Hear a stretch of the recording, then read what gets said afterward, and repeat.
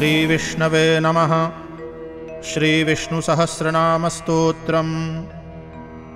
अस्य श्रीविष्णोर्दिव्यसहस्रनामस्तोत्रमन्त्रस्य भगवान् वेदव्यास ऋषिः श्रीविष्णुः परमात्मा देवता अनुष्टुप् छन्दः अमृतांशूद्भवो भानुरिति बीजम् देवकीनन्दनस्रष्टेति शक्तिः त्रिसामासामगः सामेति हृदयम् शङ्खभृन्नन्दकी चक्रीति कीलकम् शार्ङ्गधन्वा गदाधर इत्यस्त्रम् रथाङ्गपाणिरक्षोभ्य इति कवचम् उद्भवक्षोभणो देव इति परमो मन्त्रः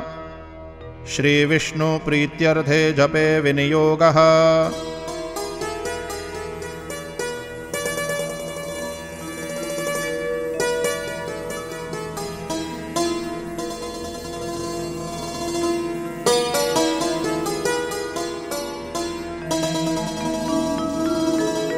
ध्यानम्। शान्ताकारं भुजगशयनं पद्मनाभं सुरेशं विश्वाधारं गगनसदृशं मेघवर्णं शुभांगं लक्ष्मीकान्तं कमलनयनं योगिभिर्ध्यानगम्यं वन्दे विष्णुं भवभयहरं सर्वलोकैकनाथं सशङ्खचक्रं सकिरीटकुण्डलं सपीतवस्त्रं सरसीरुहेक्षणं सहारवक्षस्थलकौस्तुभश्रियं नमामि विष्णुं शिरसा चतुर्भुजम्।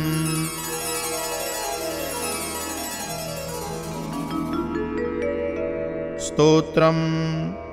यस्य स्मरणमात्रेण जन्मसंसारबन्धनात् विमुच्यते नमस्तस्मै विष्णवे प्रभविष्णवे। नमः समस्तभूतानाम् आदिभूताय भूभृते अनेकरूपरूपाय विष्णवे प्रभविष्णवे। वैशम्पायन उवाच श्रुत्वा धर्मान् शेषेण पावनानि च सर्वशः युधिष्ठिरः शान्तनवं पुनरेवाभ्यभाषत। युधिष्ठिर उवाच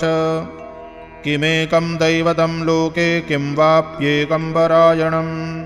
स्तुवन्तः कं कमर्चन्तः प्राप्नुयुर्मानवाः शुभम्।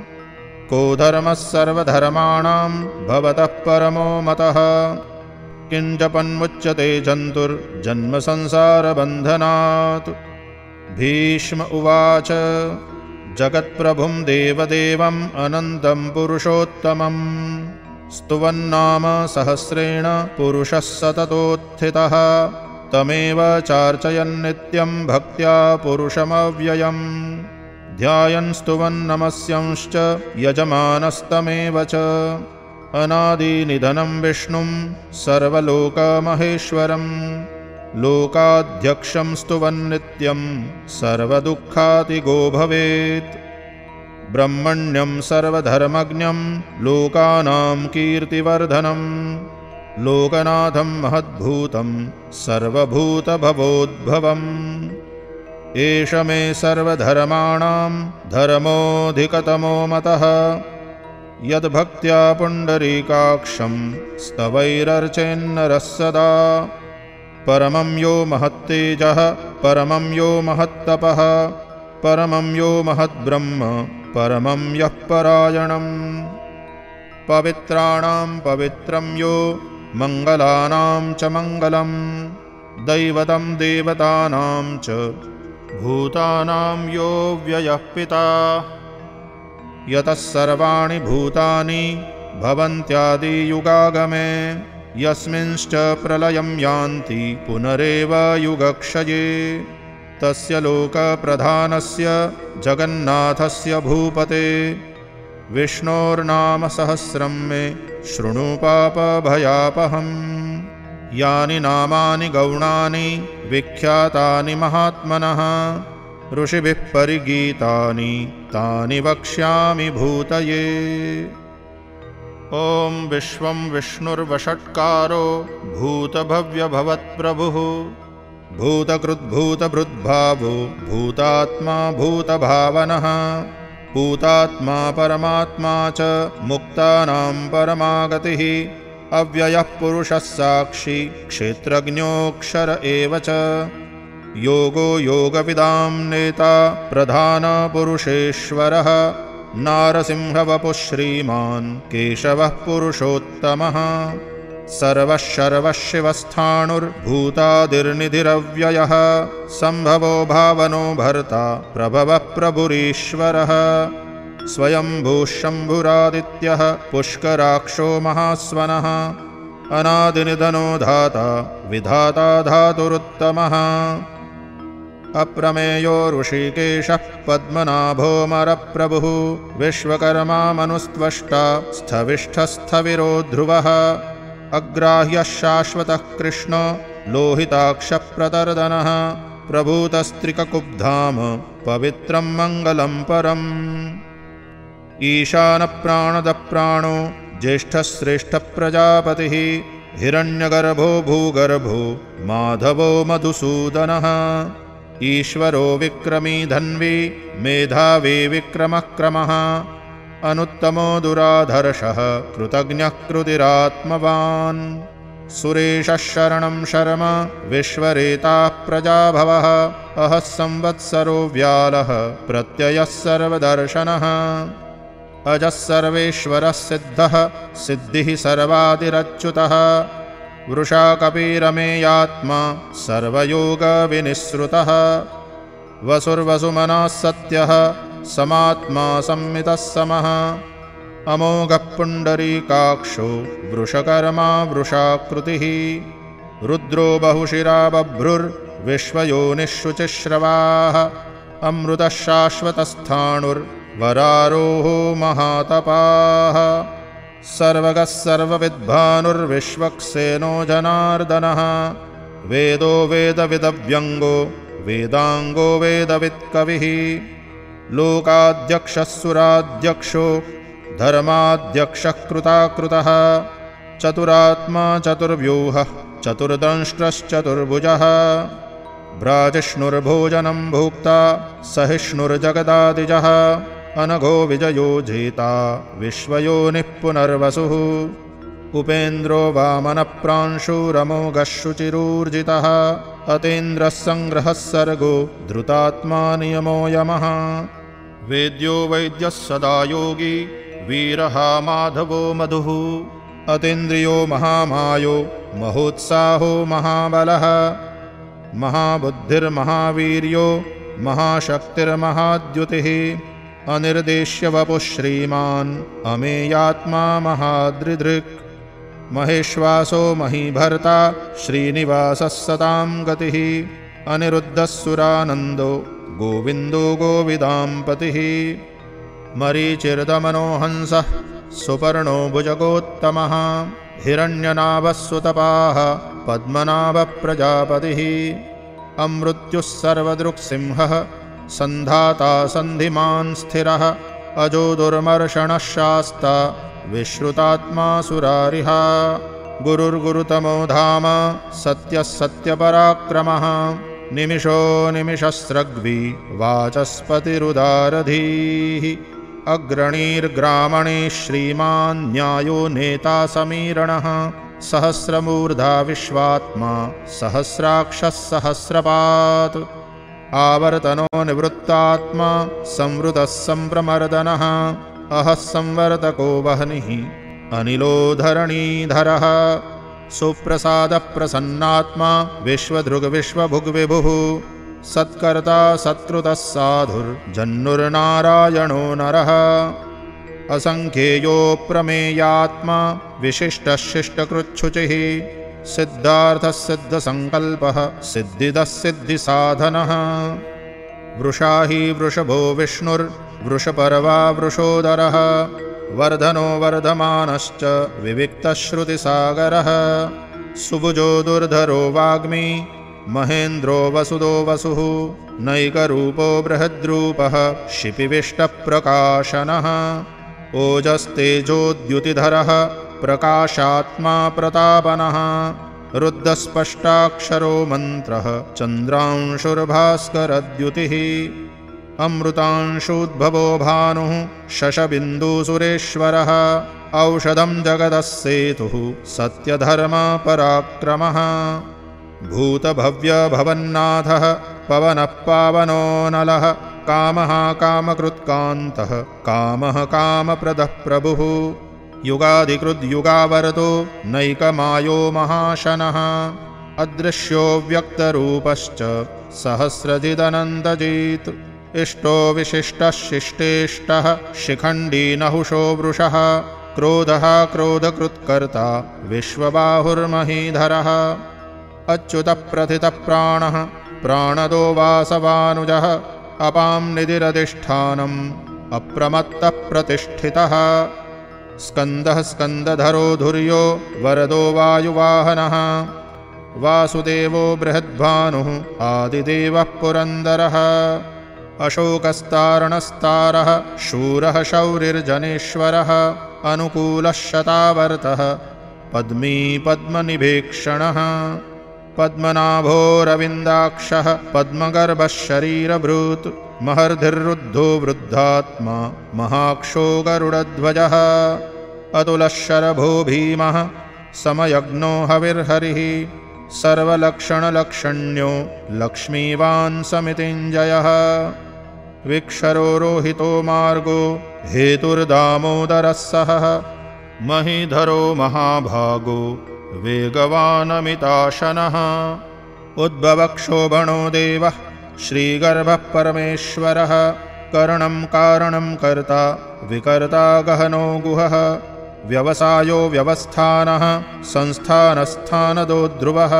परर्धिः परमस्पष्टः तुष्टः पुष्टः शुभेक्षणः रामो विरामो विरजो मार्गो नेयो नयो नयः वीरः शक्तिमतां श्रेष्ठो धर्मो धर्मविदुत्तमः वैकुण्ठः पुरुषः प्राणः प्राणदः प्रणवः पृथुः हिरण्यगर्भः शत्रुघ्नो व्याप्तो वायुरधोक्षजः ऋतुः सुदर्शनः कालः परमेष्ठी परिग्रहः उग्रः संवत्सरो दक्षो विश्रामो विश्वदक्षिणः विस्तारस्थावरस्थाणुः प्रमाणं बीजमव्ययम् अर्धोऽनर्धो महाकोशो महाभोगो महाधनः अनिर्विण्णस्थविष्ठो भूर्धर्मयूपो महामखः नक्षत्रनेमिर्नक्षत्री क्षमः क्षामः समीहनः यज्ञ इज्यो महिज्यश्च क्रतुः सत्रं सतां गतिः सर्वदर्शी विमुक्तात्मा सर्वज्ञो ज्ञानमुत्तमम् सुव्रतः सुमुखः सूक्ष्मः सुघोषः सुखदः सुहृत् मनोहरो जितक्रोधो वीरबाहुर्विदारणः स्वापनः स्ववशो व्यापी नैकात्मा नैककर्मकृत् वत्सरो वत्सलो वत्सी रत्नगर्भो धनेश्वरः धर्मगुप्धर्मकृद्धर्मी सदसत्क्षरमाक्षरम् अविज्ञाता सहस्रांशुर्विधाता कृतलक्षणः गभस्तिनेमिः सत्त्वस्थः सिंहो भूतमहेश्वरः आदिदेवो महादेवो देवेशो देवभृद्गुरुः उत्तरो गोपतिर्गोप्ता ज्ञानगम्यः पुरातनः शरीरभूतभृद्भोक्ता कपीन्द्रो भूरि दक्षिणः सोमपोऽमृतपः सोमः पुरुजित्पुरुसत्तमः विनयो जयः सत्यसन्धो दाशार्हः सात्वतां पतिः जीवो विनयिता साक्षी मुकुन्दोमितविक्रमः अम्भोनिधिरनन्तात्मा महोदतिशयोऽन्तकः अजो महार्हः स्वाभाव्यो जितामित्रप्रमोदनः आनन्दो नन्दनो नन्दः सत्यधर्मा त्रिविक्रमः महर्षिः कपिलाचार्यः कृतज्ञो मेदिनीपतिः त्रिपदस्त्रिदशाध्यक्षो महाशृङ्गः कृतान्तकृत्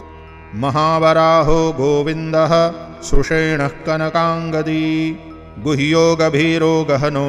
गुप्तश्चक्रगदाधरः वेदास्वाङ्गोऽजितः कृष्णो दृढः सङ्कर्षणोच्युतः वरुणो वारुणो वृक्षः पुष्कराक्षो महामनाः। भगवान् भगहानन्दी वनमाली हलायुधः आदित्यो ज्योतिरादित्यः सहिष्णुर्गतिसत्तमः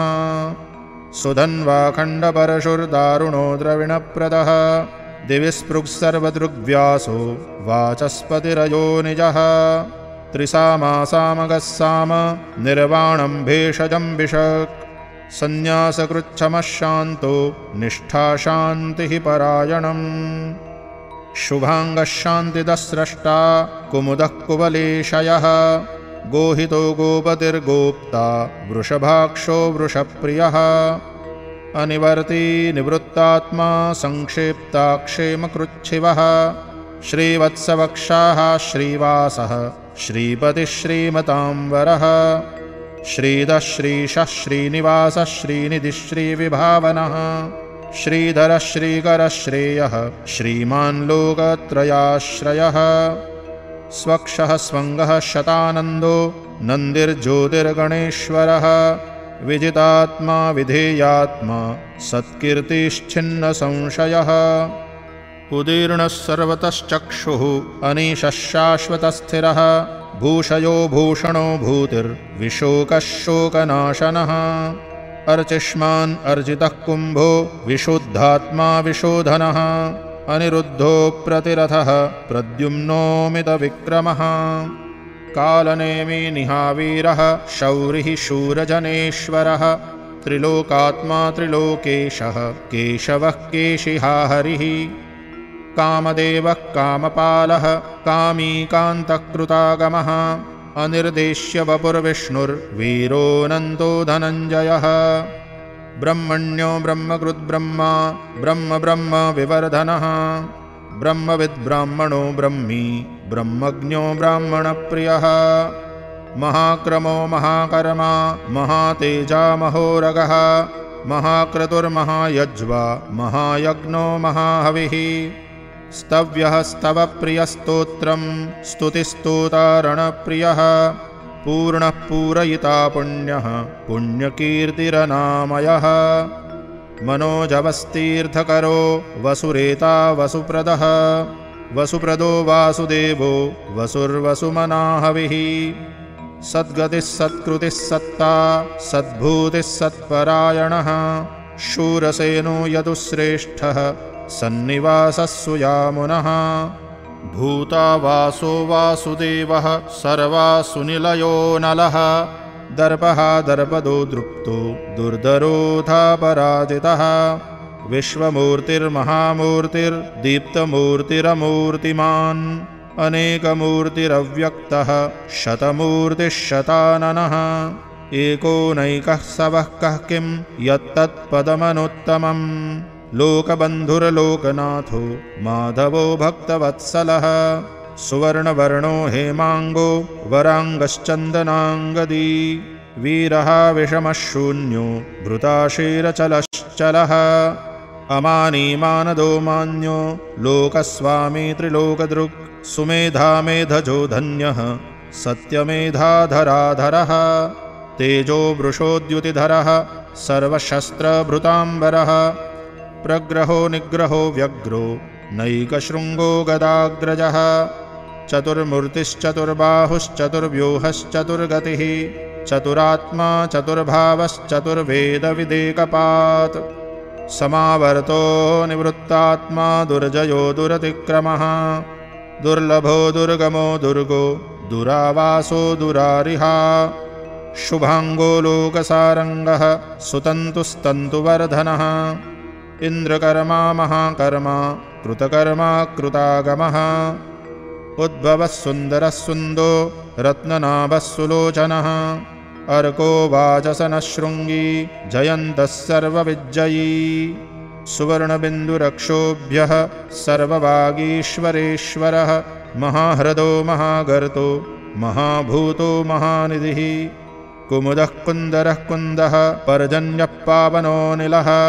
अमृताशोऽमृतवपुः सर्वज्ञः सर्वतोमुखः सुलभः सुव्रतः सिद्धः शत्रुजिच्छत्रुतापनः न्यग्रोधोदुम्बरोऽश्वत्थः चाणूरान्ध्रनिषूदनः सहस्रार्चिः सप्तजिह्वः सप्तैधाः सप्तवाहनः अमूर्तिरनघो चिन्त्यो भयकृद्भयनाशनः अणुर्बृहत्कृशस्थूलो गुणभृन्निर्गुणो महान् अद्रुतस्वद्रुतस्वास्यः प्राग्वंशो वंशवर्धनः भारभृत्कथितो योगी योगीशः सर्वकामदः आश्रमश्रमणक्षामः सुपर्णो वायुवाहनः धनुर्धरो धनुर्वेदो दण्डो दमयितादमः अपराजितः सर्वसहो नियन्ता नियमो यमः सत्त्ववान् सात्विकः सत्यः सत्यधर्मपरायणः अभिप्रायः प्रियार्होर्हः प्रियकृत्प्रीतिवर्धनः विहाय स गतिर्ज्योतिः सुरुचिर्हुतभुग्विभुः रविर्विरोचनः सूर्यः सविता रविलोचनः अनन्तो हुतभुग्भोक्ता सुखदो नैकजोऽग्रजः अनिर्विण्णः सदा महर्षि लोकाधिष्ठानमद्भुतः सनात्सनातनतमः कपिलः कपिरप्ययः स्वस्तिदः स्वस्तिकृत्स्वस्ति स्वस्तिभुक् स्वस्ति दक्षिणः अरौद्रः कुण्डलीचक्री विक्रम्योर्जितशासनः शब्दातिगः शब्दसः शिशिरः शर्वरीकरः अक्रूरः पेशलो दक्षो दक्षिणक्षमिणाम्बरः विद्वत्तमो वीतभयः पुण्यश्रवणकीर्तनः उत्तारणो दुष्कृतिः पुण्यो दुःस्वप्ननाशनः वीरः रक्षणः सन्तो जीवनः पर्यवस्थितः अनन्दरूपोऽनन्तश्रीर्जितमन्युर्भयापहः चतुरस्रो गभीरात्मा विदिशो व्यादिशो दिशः अनादिर्भूर्भुवो लक्ष्मीः सुवीरो रुचिराङ्गदः जननो जनजन्मादिर्भीमो भीमपराक्रमः आधारनिलयो धाता पुष्पहासप्रजागरः ऊर्ध्वगः सत्पथाचारः प्राणदः प्रणवः पणः प्रमाणं प्राणनिलयः प्राणभृत्प्राणजीवनः तत्त्वं तत्त्वविदेकात्मा जन्ममृत्युजरातिगः भूर्भुवस्वस्तरुस्तारः सविता प्रपितामहः यज्ञो यज्ञपतिर्यज्वा यज्ञाङ्गो यज्ञवाहनः यज्ञभृद्यज्ञकृद्यज्ञी यज्ञभुग्यज्ञसाधनः यज्ञान्तकृद्यज्ञगुह्यम् अन्नमन्नाद एव च आत्मयोनिस्वयं जातो वैखानः सामगायनः देवकीनन्दनः स्रष्टा क्षितीशः पापनाशनः शङ्खबृन्दकी चक्री शाङ्गधन्वा गदाधरः रथाङ्गपाणिरक्षोभ्यः सर्वप्रहरणायुधः सर्वप्रहरणायुध ॐ नम इति।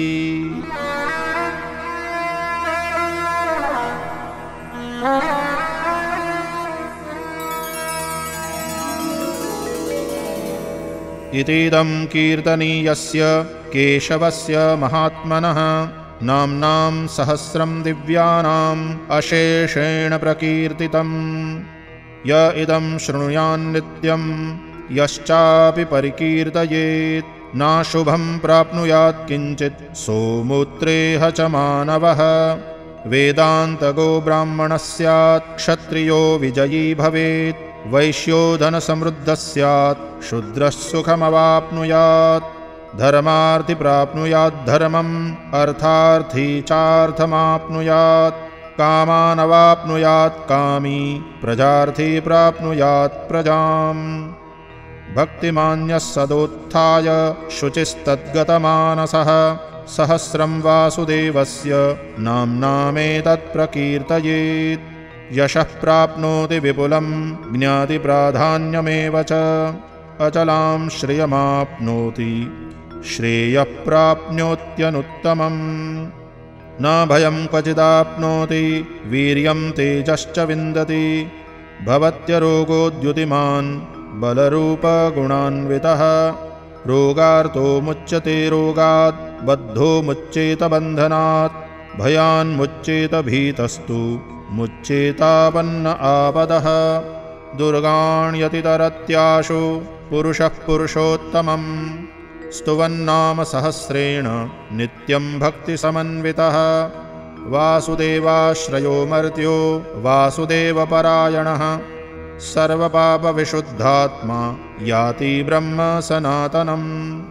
न वासुदेवभक्तानाम् अशुभं विद्यते क्वचित् जन्म मृत्यु जरा व्याधि भयं नैवोपजायते। इमं स्तवमधीयानः श्रद्धा भक्तिसमन्वितः युज्येतात्मसुखक्षान्ति श्रीधृतिस्मृतिकीर्तिभिः। न क्रोधो न च मात्सर्यं न लोभो नाशुभा मतिः भवन्ति कृतपुण्यानां भक्तानां पुरुषोत्तमे। द्यौः सचन्द्रार्कनक्षत्रा खं दिशो भूर्महो दधिः वासुदेवस्य वीर्येण विद्रुतानि महात्मनः। स सुरासुरगन्धर्वं स यक्षोरगराक्षसं जगद्वशे वर्ततेदं कृष्णस्य सचराचरम्। इन्द्रियाणि मनोबुद्धिः सत्वं तेजो बलं धृतिः वासुदेवात्मकान्याहुः क्षेत्रं क्षेत्रज्ञ एव च। सर्वागमानाम् आचारः प्रथमं परिकल्पते आचारप्रभवो धर्मो धर्मस्य प्रभुरच्युतः। ऋषयः पितरो देवा महाभूतानि धातवः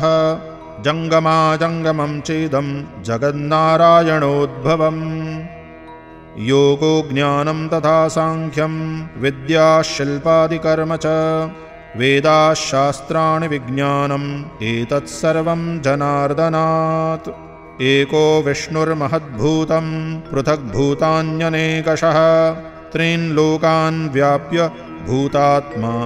भुङ्क्ते विश्वभुगव्ययः। इमं स्तवं भगवतो विष्णोर्व्यासेन कीर्तितं पठेद्य इच्छेत् पुरुषः श्रेयः प्राप्तुं सुखानि च। विश्वेश्वरमजं देवं जगतः प्रभवाप्ययं भजन्ति ये पुष्कराक्षं न ते यान्ति पराभवम्। ॐ तत्सदिति श्रीमहाभारते शतसाहस्र्यां संहितायां वैयासिक्याम् आनुशासनिके पर्वणि भीष्मयुधिष्ठिरसंवादे श्रीविष्णोर्दिव्यसहस्रनामस्तोत्रम्